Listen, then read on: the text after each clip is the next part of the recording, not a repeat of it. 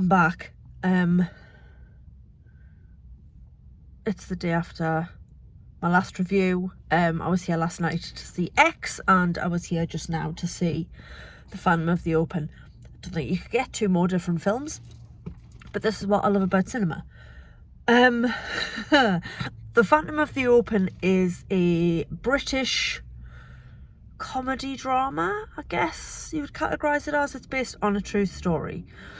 And much like The Duke that I saw last month, it's one of those based on a true story stories that's so bonkers, you actually think it must be made up. Now, I have heard this story before. I've heard about this gentleman before because I listened to a quote-unquote sports podcast called The Socially Distant Sports Bar. And they talked about this guy. So I did know a little bit about him before I came in. And whether or not they've taken some artistic license in the film or not, I don't know. And I don't especially care, because I came at tea time on a Sunday and it was an absolutely perfect tea time on a Sunday film. So The Phantom of the Open is the story of a man, a crane operator in a shipbuilding yard, in Vickers Shipbuilding Yard in Barrow-in-Furness, that my dad always used to refer to as the world's biggest cul-de-sac, because at one point there was only one road in and out of Barrow. So Maurice Flitcroft lived in Barrow, worked as a crane operator in the shipyards, and then one day in 1975, he sees golf on the telly and thinks, I'm going to give that a go. Simple as that. He's never played golf, never held a golf club, sees it on the telly and thinks, that looks cracking, that's the sport for me, I'm going to take it up. I think he was in his 40s at this point. He gets a form. He gets his wife to fudge some of the details, or rather, he doesn't fully understand what the form's asking him, because it's asking about a handicap. And as he doesn't, as he's not a professional golfer, he doesn't know what that means. So the form gets submitted, and the next thing he knows, he's off to Scotland to play in the British Open. And he's really, really, really, really bad at golf. It's not one of these underdog stories where he's had no formal training, but he comes from behind and defies the odds. Like, he's absolutely dire at golf.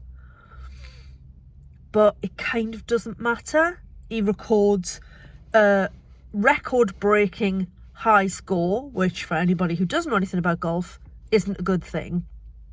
But he became this sort of folk hero. So in the film, he's played by the ever excellent Mark Rylance, who is one of those British character actors who's been in so many things. And you might think, I don't know what Mark Rylance looks like, but then you would have seen tons of things with him in. He was also the voice of the BFG a few years ago in the updated version of that story. And weirdly, he was also the voice of Flop in the first series of Bing. If you have small children, you'll be familiar with Bing, and you probably hate him and want to kick him in the face. So yeah, Mark Rylance is dependable and solid and wonderful and adorable as Maurice Flitcroft. Sally Hawkins, who is also absolutely brilliant in everything, plays his wife Jean. And they live in this little terraced house. And they have disco dancing twin sons. Like, that's the part where you think, oh yeah, they've just thrown the twins in for like lols, they've made that bit up. Or they've like, no, they really did have twin boys who were disco dancing champions. If you imagine like the Weasley twins but with dark hair and disco dancing, that's what they are. So that adds an extra level of random to the film. But it's just one of those really charming British Sunday afternoon films. Like I say, it's based on a true story, and it's got shades of sort of Dexter Fletcher's Eddie the Eagle movie from a few years ago with Taron Egerton and Hugh Jackman. Just this sort of where someone gives it a shot, is awful, but kind of wins people over. So, I haven't given much away there about Phantom of the Open, and depending on your age and your interest in golf, you might know the story already, but It really charmed me. It was well made, performances were cracking, and it's just the most ridiculous story. And I won't say any more about it.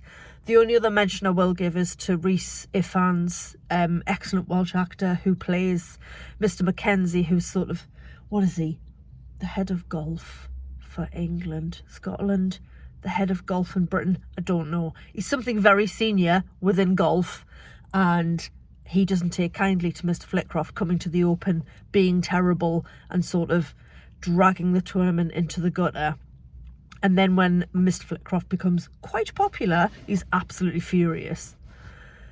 And Rhys Ifans plays a really good villain. His Scottish accent was delightful. I saw him earlier this year playing Rasputin in The King's Man. So another villain here, slightly less nutty than Rasputin, and this one's Scottish rather than Russian, but just, yeah, great performance from him. Like, he's so solid, like I say, like Mark Rylance, these character actors who just turn in great performance after great performance. It's, like I say, it's an absolute charm. I probably preferred the Duke, but only because of its ties to Newcastle. Phantom of the Open is a proper little charmer, and I encourage you to give it a watch. You don't need to like golf to enjoy the film. And yeah, thoroughly enjoyed. I'm going to go home now because guess what? It's really cold in my car. Don't know what I'm coming to see next, but you know, when I do, I'll sit here and I'll be cold and I'll talk about it. Great. Okay. TTFN, Katie out.